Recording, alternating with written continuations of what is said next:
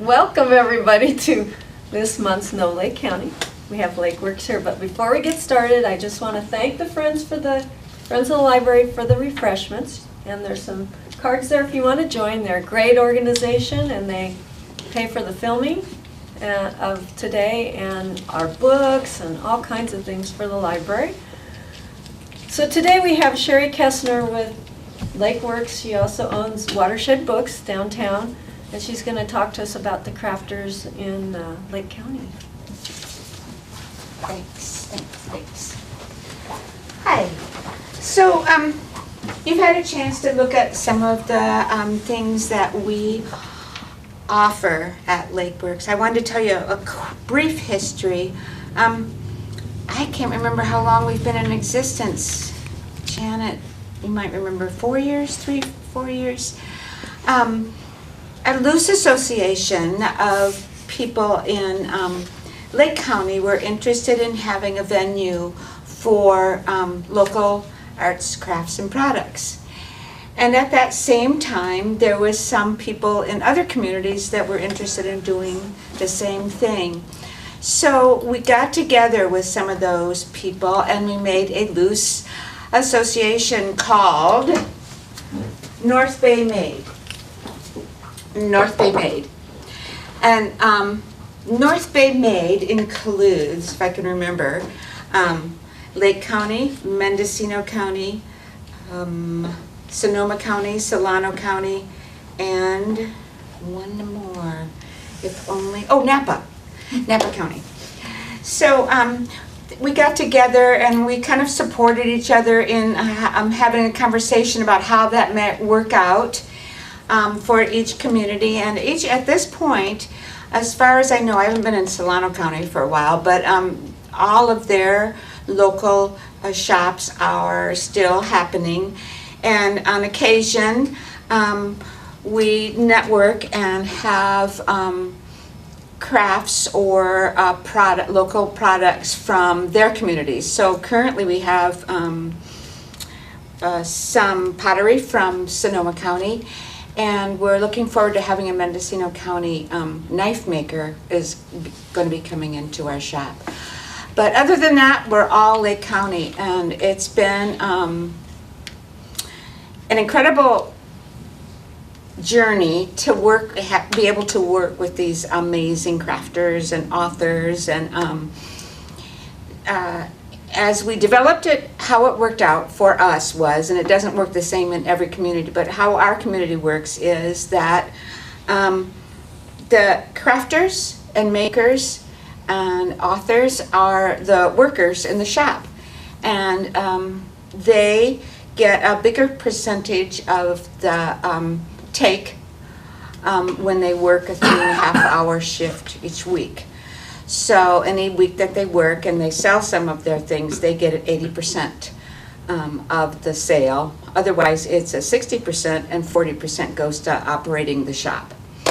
And we pay each quarter.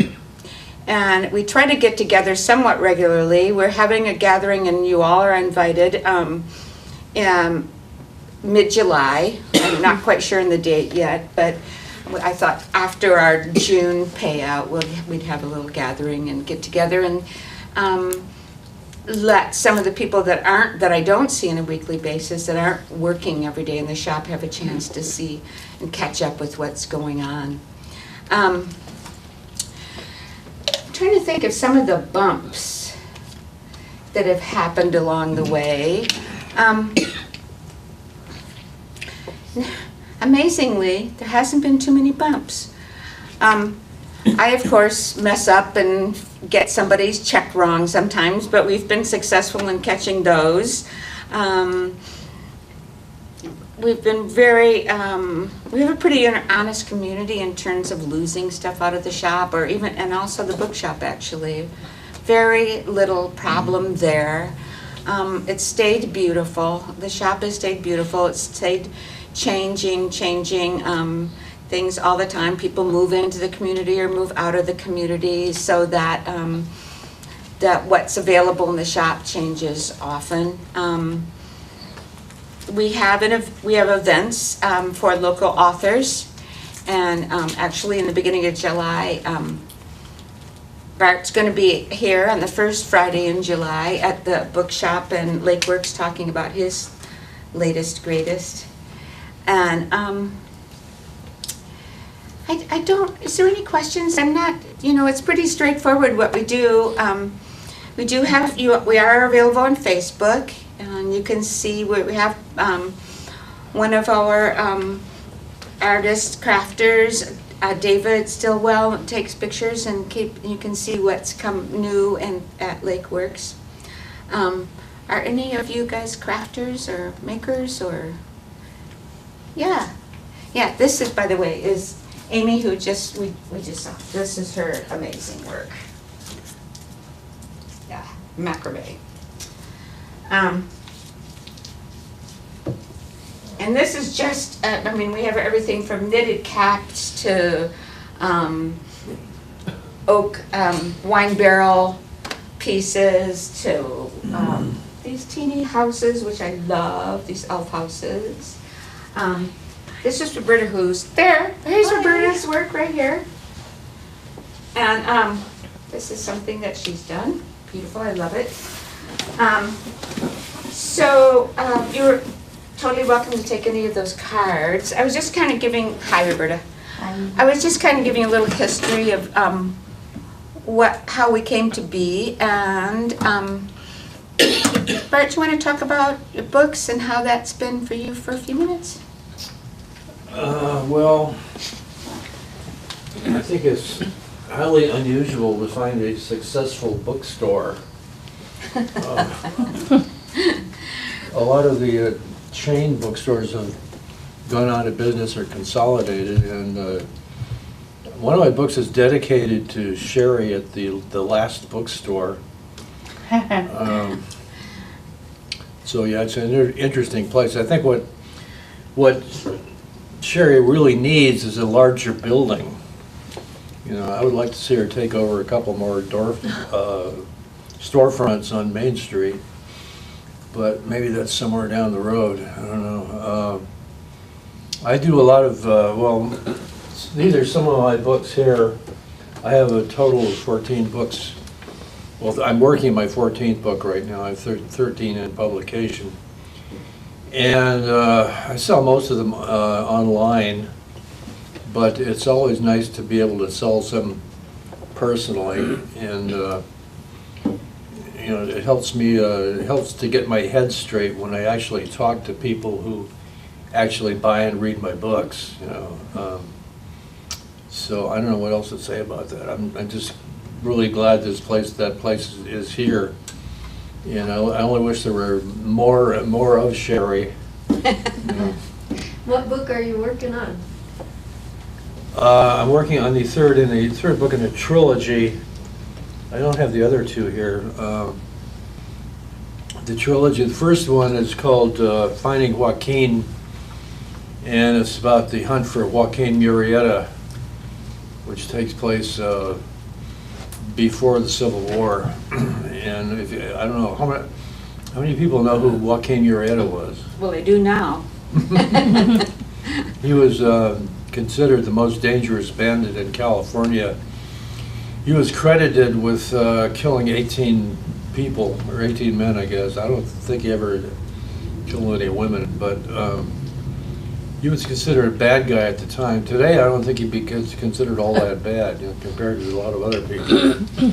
But there's a lot of controversy about his life. If you start reading about who Joaquin Murrieta was, you get different opinions. A lot of, especially Spanish people, they consider him a hero for standing up against the white establishment. And he actually has some living relatives who believe that he was the good guy.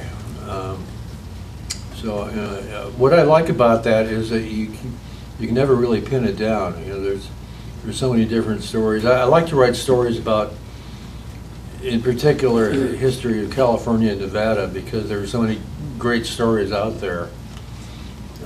Just pick up some old newspapers and start reading. You would find incredible stories. The second book in the trilogy is called Finding War, and that takes place in California during the Civil War. A lot of people don't know that California was seriously involved in the Civil War. We were about equally divided between supporters of the North and South. And my book was inspired by a couple of historical incidents where there was a Confederate, well, he called himself a colonel. I don't know if he really was a colonel, but he called himself a Confederate colonel, and he was robbing stagecoaches for the purpose of sending the gold back to Richmond to support the Southern cause. And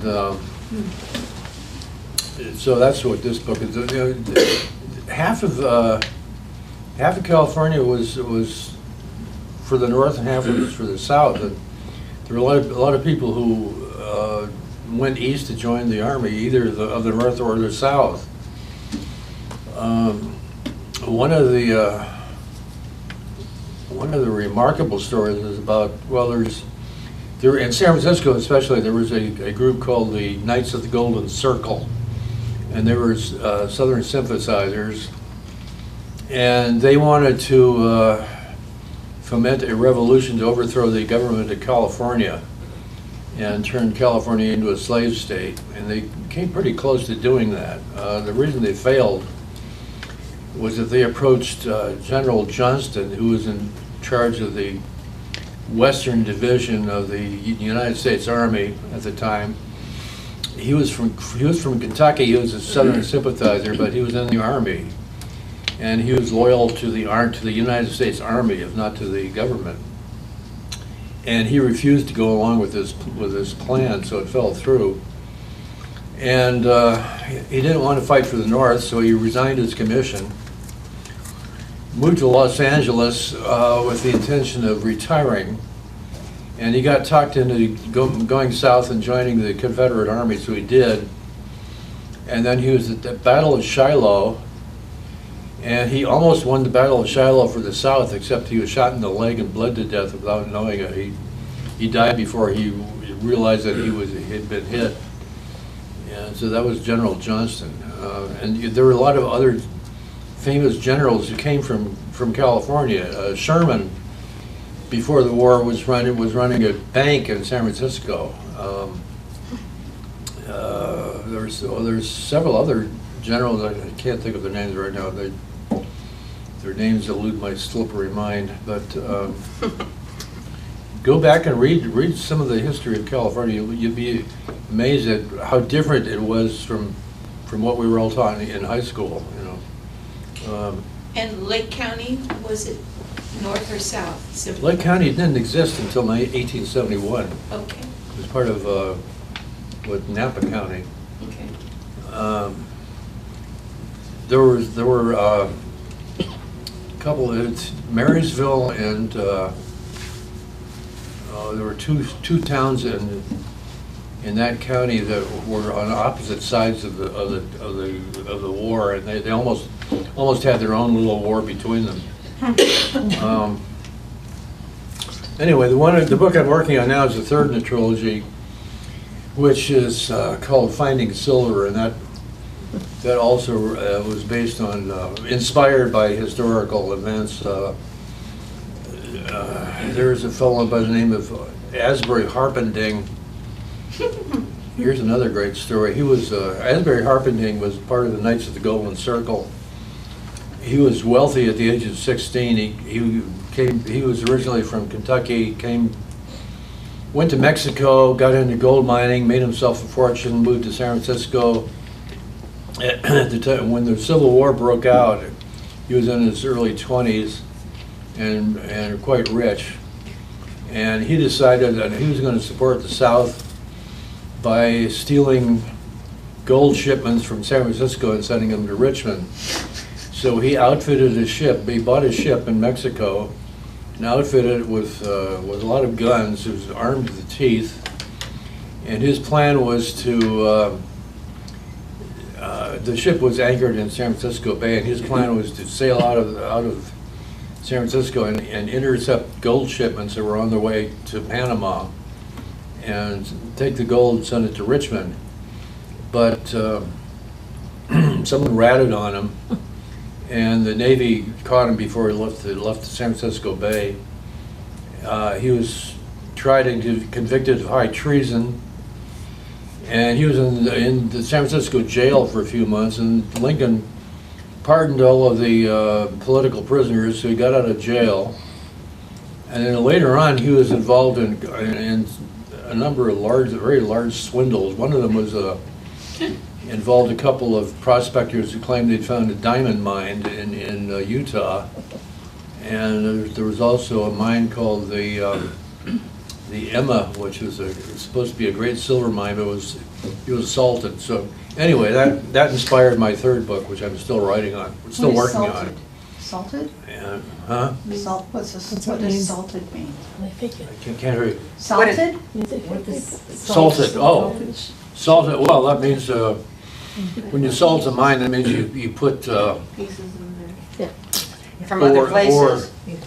Oh, they actually took some silver ore and glued it onto the side of the tunnel. So it looked like it had a lot of silver in it. Seeded, they seeded the mine. Yes. Yeah. There we go. Seeded, yes. It's called salting. And seeding. It was also, the diamond mine was also salted. They got some cheap commercial diamonds from Holland, and they went out and poked holes in the ground and dropped the diamonds in. Is that enough? Good enough for me? Anything more? Well, I could go on and on if you...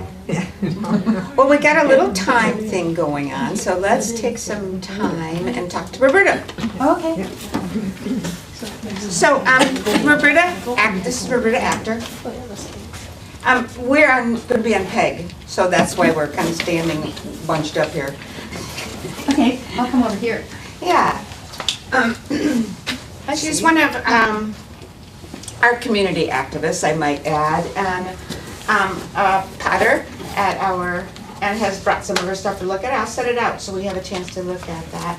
And also works at the shop so that her cut is more and she gets to kind of hang out and we get to catch up with life. Well, a lot of people ask me how things are made, and I just had some things hanging around that I recently fired, and I wanted to just show that. This is what pottery looks like after the first firing, and this is fired at a low temperature that just starts to make the clay vitreous. It's not really vitreous, it's called sintered. So this will not hold water. If you put water in this and put it on a table, your table will get a big circle on it, and you'd see water sweating through the outside of it. So this is a clay body that looks like this before you fire it, but when it's fired, it gets very, very dark. So it actually becomes this color, and it's called Black Mountain, and it was developed at a really famous pottery school called Black Mountain.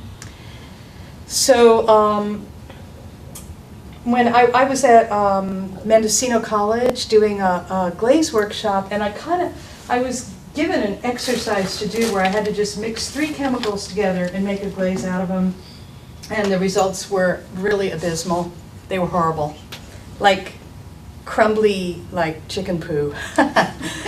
So then I had to figure out what chemicals to add, and when I was done, I got this, and it might even be adopted by the art department there as one of the glazes they have in their class. So I'm very, very honored to, that Plus happened. it's beautiful, I love that glaze. It It's just yeah. comes out so beautifully. And this really dark clay body, this Black Mountain, it is not easy to find a glaze that actually looks pretty on it because it turns everything very dark.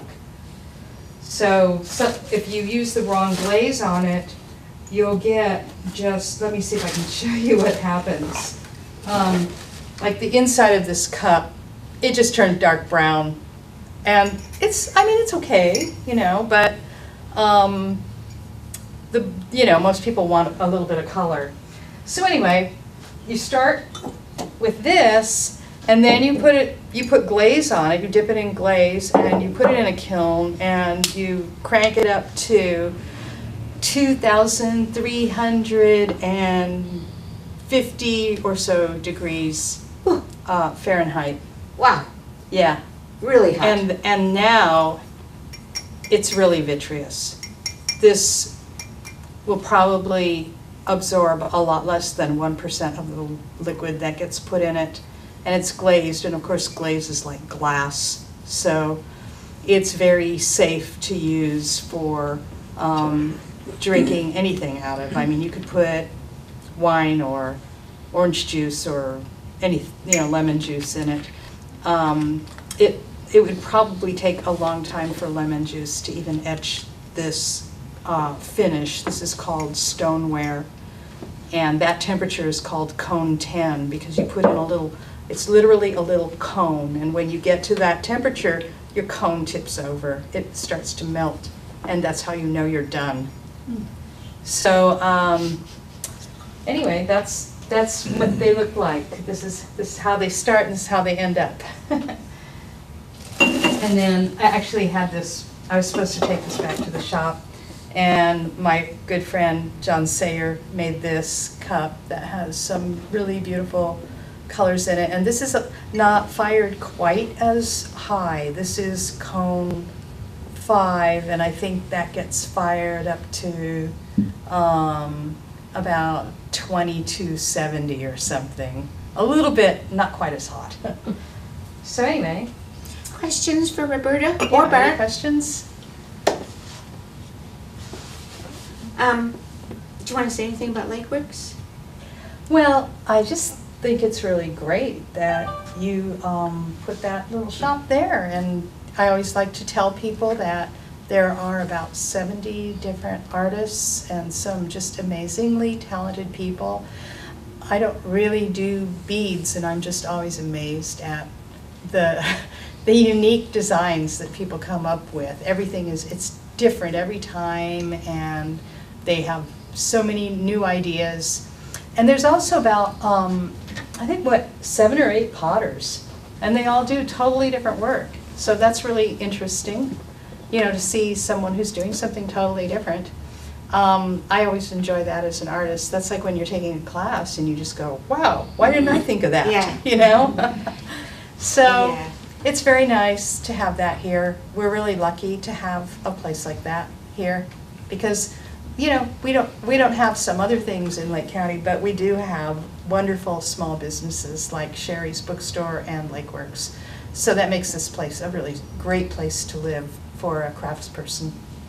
Yes? When you're working in the shop, are your customers mostly Lake County, or are they tourists, or is it kind of half and half? In the shop, it seems like the shop really booms sort of on the holidays, doesn't it? Yeah, and it's a kind of cyclical, but weekends are more visitors from out of county, and summer obviously is more visitors from out of county. Yeah, in But summertime. also at the holidays, it's our community comes to find their holiday gifts and things that which is obviously our best time of the year, but Holidays are mostly locals, and Yeah. right near closing time during the holidays, there are often men running in and buying Sandy Stillwell's beautiful necklace and earring sets. They're like, I'll take this one. I'm like, oh, I hope she likes malachite. yeah, and one of the things about being a worker there is when you do have, people aren't standing in line at at LakeWorks. Do you want to stand here? But so when people do come into the shop, it gives them an opportunity to talk with the makers and artists, and they can talk about their things, and that's a nice added bonus. that's the thing about walking in the shop and not ordering it on Amazon. But any other questions? Yeah. How would you go about bringing or starting to sell something in your shop? Like, do you Bring choose, send a or- sample of your things on, and just about any Thursday or Friday, and we take a look, and if it seems like it might work, then we have a little paperwork, and your commitment is for 3 months, and you can, and it can, be longer, but, and then we figure it out from there, whether you want to work in the shop, and as I said, we pay on the quarter, so every 3 months. Is there a fee to join the? No. No, some of the other communities that have these kind of shops, first of all, pay a smaller percentage, but also have a sign-in. But nah, we're here. We just go for it. Yeah. Where are you here? On Main Street in Lakeport, Oh, just right. by 3rd and Main. Well, that's where your bookstore is, right? Right next door is LakeWorks. Okay, gotcha. Yeah. Okay. Yeah. Could you talk a little bit about coursework? Because I know Sandy Stillwell's brother was working with We do wire have art and classes on occasion when the makers are invited to have classes, and we occasionally have they occasionally do those, especially in the summer. And I don't charge for that. I have a little loft place, and there's space to do that, and so I don't charge. You're just welcome to have those classes, and then the maker works out however they want to charge for their students.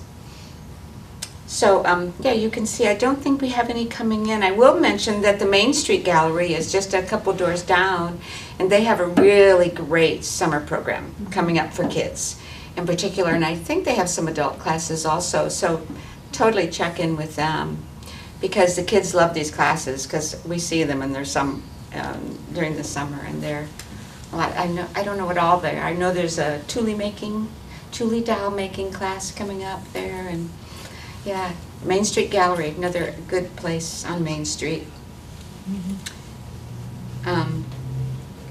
Any other questions or comments? Or you're totally invited to look around. I think that's just about it, right? Well, Anything thank else? you for coming. But it's been a pleasure. It's been a pleasure to visit with you all. I love this library. Thank you to this library. Speaking of things we're lucky to have in our community, this library is one of them. All right. How does this start out? Thank you, Mr. Bart. Thanks, Roberta. Appreciate it very much.